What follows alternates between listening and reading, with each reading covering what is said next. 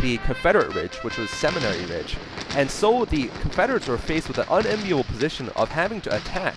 Now, Longstreet had told General Lee that an attack was stupid, basically. He said after the first day, we should seek better ground to fight. We should just move around the Union left flank and leave this battlefield and try to outmaneuver the Union troops, who were, by the way, led by General Meade. General Meade was just fresh to his job. He was only 5 days into his command because his predecessor had been fired by President Lincoln for, well, basically being a very poor general. Most of the Union generals leading up to there of the Eastern Front were very poor. The Army of the Potomac, rather. They had generals like McClellan, Burnside, and Hooker before them, who were very poor. In any case, just not to go into too much detail about that, but basically the Union was faced with a tactical defensive here, and Lee, instead of taking General Longstreet's instructions, decided to go for an attack on both ends of the Union line on the second day. Here is Longstreet's men approaching the very left side of the Union line, which stretches much farther north. You don't see it in this scenario because those units are stationary and hence you don't have to control them. But the Union line stretches north of this front. Here we're facing the southern side of its flank. Also at the same time it was attacking the northern front, which wasn't very successful. On the southern front, it almost broke through, and had they taken the Little Round Top, as we see here, they would have been able to shell down the entire Union line and possibly even roll up the line, in which case it would have been very, very bad for the Union, and it could have led to their loss in the entire battle. Looks like I'm picking up all my reserve brigades because I need every single force possible. My men are becoming routed now steadily that were in the Devil's Den. I need to get them back into position to protect the Little Round Top. How this game works is that each scenario lasts for a certain amount of time. Afterwards, whoever has more points, victory points and casualties will win. However, if the time can be extended if either side changes takes one of these victory points or approaches. There's 3 levels.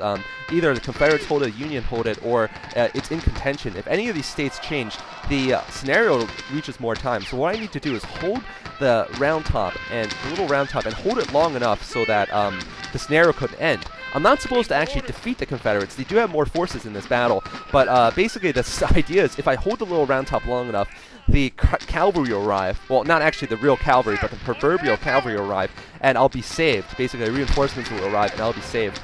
So, very interesting battle here going on. I'm managing the hold here. Some of my reinforcing brigades are managing the hold. By the way, the Supreme Commander is Governor Warren. His first name is Governor. He's a very smart man. Very smart general who managed to spot this flank on the Little Round Top coming up, and he managed to save the day by sending in Vincent's brigade. However, in real life, sadly, he was killed on the very same day in the battle.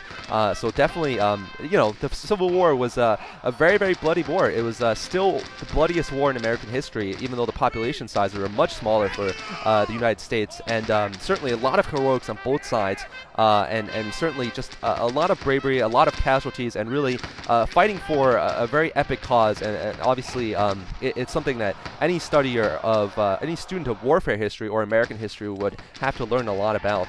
Looks like the Union forces have managed to hold here in the center, but my men are steadily losing morale. I'm actually going to pause the game here, I think. Oh yeah, one other factor now that we're resuming is that different generals also give morale blocks.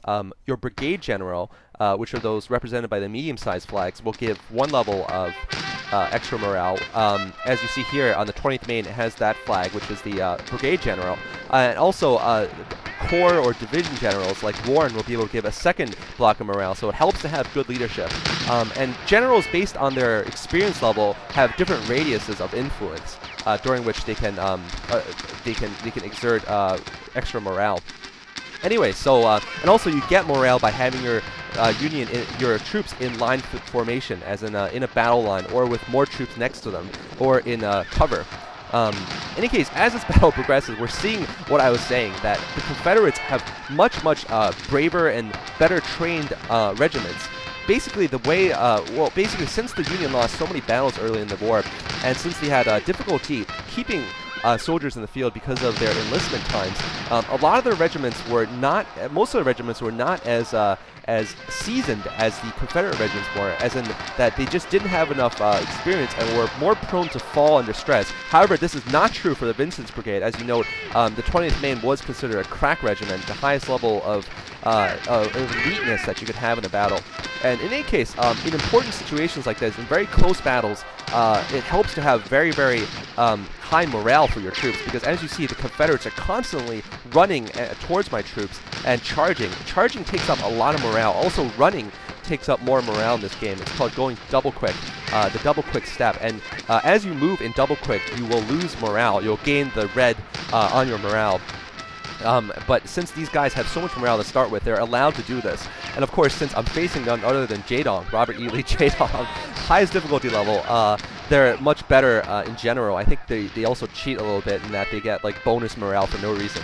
Anyway, it looks like basically as the battle occurred in real life, I've been forced up Little Round Top. The rest of my forces have disintegrated. Of course, this doesn't mean that the Union line's going to break. It just means that that portion, the salient that General Sickles had created by overextending his forces, has now broken. That is represented by the left side, the Peach Orchard, being taken by, or Devil's Den rather, and the Peach Orchard being taken by this Confederate side. Looks like I'm just pausing the game for some reason. Anyway, so I'm forced up the hill now, and as you can see, the Confederates have cheered many times already because a lot of my troops are getting routed. But Vincent's brigade is basically and Cross's brigade are the last ones surviving here. I've gotten my cannons up critically on this ridge. I managed to save my rifles, and they're going to be pouring a lot of just basically murderous hail upon these advancing Confederate troops. As you can see, their flags are also wavering. The little flags on top represent whether they're taking damage or not, and the Confederates are also taking quite a lot of damage from my troops. Having a terrain advantage, having the high ground definitely helps. You deal more damage, and you also take less damage. Just take a look, though, at how many routed troops I have. Those men that are just running for their lives are just basically, like, if you can imagine, just Marines running for their lives because they've lost their cohesiveness, they've lost their unity, and hence they're in big trouble. Take a look at this. Vincent's Brigade's crack troops, one of the regiments, almost about to drop, and this is terrible. General Warren has been shot, just like in real life. When your generals are wounded, they're out of the battle, and they're no longer able to exert morale, so I'm not going to get a morale bonus for having General Warren around. So the brave general, just like in real life, has been killed. So this is very unfortunate for me. I'm going to be stuck on top of this hill with just basically, like, it's almost like the Alamo here. This is a hold at all costs situation. All my men, I believe, are going to be on hold position pretty soon. And what hold position does, like I said, not only does it prevent your men from retreating and basically allow them to be routed, but you take more casualties when you're in hold position to make the game fair, so that you don't want to be in hold position all the time. But looks like the scenario has ended at the nick of time, and I've actually won the battle because I managed to hold a Little Round Top long enough. So despite the Confederates fighting very well, I managed to hold the Little Round Top with the additional victory points from there. It's 3,000 to 2,500. Okay, so hope you guys enjoyed this. A very different sort of commentary. Hope I taught you guys something about this battle. That was, of course, one of the stellar battles of military history, the Little Round Top. The 20th Maine, unfortunately, in this recreation, was not particularly heroic. It did manage to hold the left front. In the real battle, the Confederates sent more troops towards the 20th Maine than they did in this battle, and there were several major charges on there, and then finally the 20th Maine charged down the hill, certainly an unorthodox move, and managed to basically rout the Confederate forces. But anyway, coming up next in this 400th video challenge is me facing Robert E. Lee again in the battle Pickett's Charge, which of course was perhaps the crowning moment of the Battle of Gettysburg and of the entire American Civil War, when over 10,000 Confederates charged across an open field to face the same number of Union troops right at the center of the line. Hope you guys enjoy this, and that you guys, just enjoy the creative commentary I've been giving, and stay tuned for the next video.